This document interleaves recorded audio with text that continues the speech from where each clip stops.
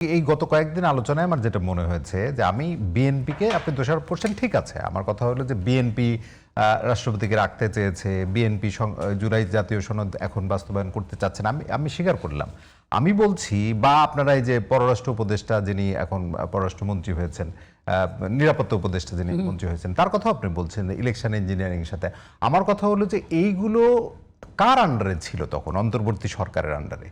মানে সেইটার জায়গায় আপনারা দায়ীটা করেন না কেন? 5 আগস্টে যে শপথটা নেওয়া হলো আপনারা ভুল হিসাবে বলেন, মানে 5 আগস্টে যে আলোচনাটা হলো বিকেল বেলা, মানে এই ভুল তো তাহলে হলো যে ভুলের ধারাবাহিকতা আপনি মনে করেন কিনা, এভাবেও দেখেন কিনা?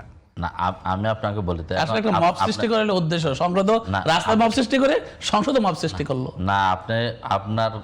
আপনাকে আমি বলি সেটা হচ্ছে যে আপনি যদি বলেন যে হচ্ছে যে এই দায় হচ্ছে আমি তো একটু আগে আপনাকে বলছি দায় বিএনপি বিরোধী প্রধান রাজনৈতিক দল, সেই সময় বড় রাজনৈতিক দল হিসেবে তারাও তো ছিল।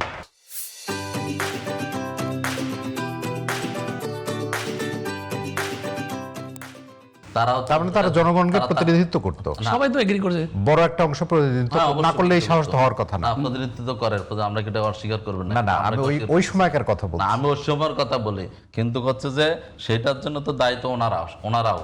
যদি আপনি আমাদেরকে দায় অবশ্যই আমি ওই দায়টা দিয়েই বলছি, ওনারা তো ইয়ে করতে পারবে না, তারাও তো ইয়ে করতে পারতেন।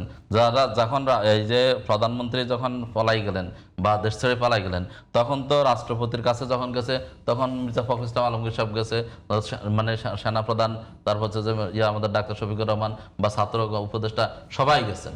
তো আমার কথা হলো যে আপনি একটা বিপ্লব যখন হয়েছে, সংগঠিত হয়েছে, এখন বিপ্লব সংগঠিত হওয়ার পরে সেখানে আপনার হচ্ছে যে সবাই মিলে তো এই যে পদক্ষেপগুলো নিয়েছে, যে সিদ্ধান্তগুলো সবাই নিয়েছে, তাহলে জুলাইয়ের যে সংস্কার, সবাই মিলে নিলে আপনি এখন কেন বলবেন না? সংস্কার প্রস্তাবনা যেটা সেটা হচ্ছে যে সবাই মিলে তো আলাপ আলোচনা করে আজকের গণভোট পর্যায়ে গেছে, জনগণ গণভোট দিয়েছে, এবং হচ্ছে সেটাকে পরিবর্তন করার জন্য রাষ্ট্রকে পরিবর্তন করার সংবিধান সংশোধন করে আগামীতে যাতে ফেসিবাদ কায়েম না হয়, আবার যাতে মানুষকে জীবন দিতে না হয়, রাস্তায় নামতে না হয়, গুলিবিদ্ধ হইতে না হয়, এই জন্যই তো এই পর্যায়গুলো, এই যে এত আলাপ আলোচনা, রাষ্ট্রে এত টাকা ক্ষতি, এত নাস্তা, এত কিছু, এত আয়োজন, সবাই যে আমাদের এখন স্বরাষ্ট্রমন্ত্রী তিনি সেখানে লিডিং দিয়েছেন, নেতৃত্ব দিয়েছেন, তাহলে উনি তো তখন এগুলো জানতেন না যে হচ্ছে যে এখানে মানে হচ্ছে যে আজকে যে জুলাই মাহফুজ ভাইয়ের প্রশ্নটা কিন্তু ঘুরে ফিরে এক জায়গায়। আমার ভাই একটু বলি, দেখেন আমাদের প্রয়াত দেশপতি বেগম খালেদা জিয়া কিন্তু ওয়েস্ট হোটেলে উনি একটা 21 দফা দিয়েছিলেন সংস্কার, 23 দফা মনে হয়, সরি, ওখানে ছিল 3G: good government, good governance and good policy.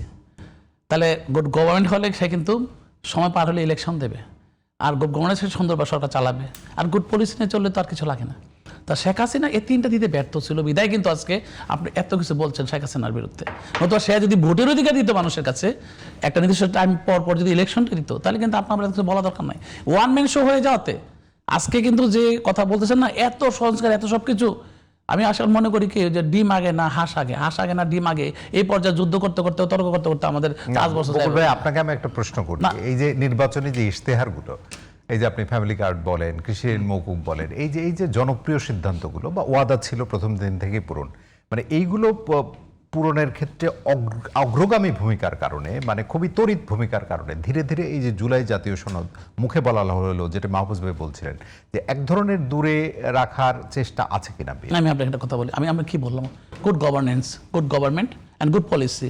এখন যদি বর্তমান প্রাইম মিনিস্টার গুড পলিসি দিয়ে দেশ সুন্দরভাবে শাসন করে, তাহলে ওইটার আর দরকার নেই।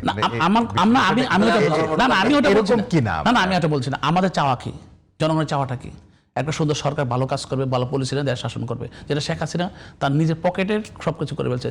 জন্মসূত্রে আওয়ামী লীগ হলে সে বিশেষে টিকতে পারতো, তারপরে কি হতো, একে তো কোটার বাস, তারপরে প্রস্তাব হাস, তাই না? একে তো কোটা দিয়ে বাস দিত, আবার প্রস্তাব ফাঁস করতো, তার মানে সাধারণ ছাত্রছাত্রীরা সেটা পাইতো না। আন্দোলন শুরু হয়েছে সেখান থেকে। তার মানে কি, মানুষের সুশাসন দিতে গিয়ে আমি মানুষের অধিকারটা দিয়ে গুড গভর্নেন্স করিনি। যদি শেখ হাসিনা সে সুন্দরভাবে চালাতো, তাহলে কিন্তু আজকে তার অ্যাটলিস্ট তার দল ধ্বংস হতো না, তাকে পালাতে হতো না, হয়তো নির্বাচন। ওই চ্যাপ্টার ক্লোজ না। আমি কথাটা কেন বলছি, আজকে আমার সরকার সংবিধান নিয়ে এবং আমাদের যে সংশোধনী আছে যেগুলো নিয়ে যে কাজ করে যাচ্ছে ধীরে ধীরে। কিন্তু আমরা তো বসে থাকলে হবে না, আমাদের সুশাসন দিতে হবে।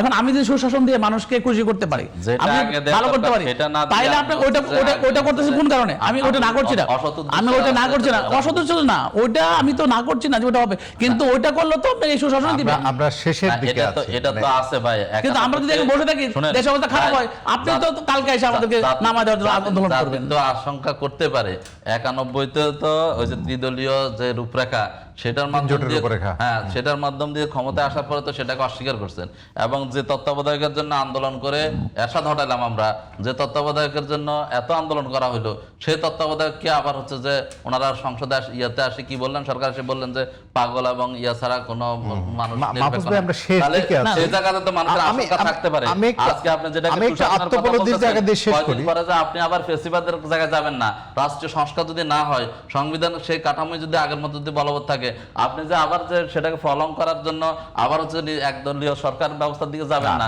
এটা তো মানুষের আশঙ্কা থাকতে এটা পারে, আমি মনে করি করতে একটু পারে, মানুষ করে। ওয়াইট এন্ড কারণ সি এর আপনি মতো, 91 তে একটু ওয়াইট এন্ড সি এর মতো, করেছেন। কারণ আমরা তো একটু সুশাসন দিয়ে যাচ্ছি, আপনার জনগণের চাহিদা পূরণ করছি, ব্যাঘাত পোষণ করছি, আপনি একটু ওয়াইট করেন। ক্ষমতায় এসে এরপর তত্ত্বাবধায়ককে অস্বীকার করছেন, এরপর একদলীয় নির্বাচন জি, করছেন, এরপর আমরা ক্ষমতা থেকে আপনাকে শেষ সরে যেতে করতে হয়েছে। চাই।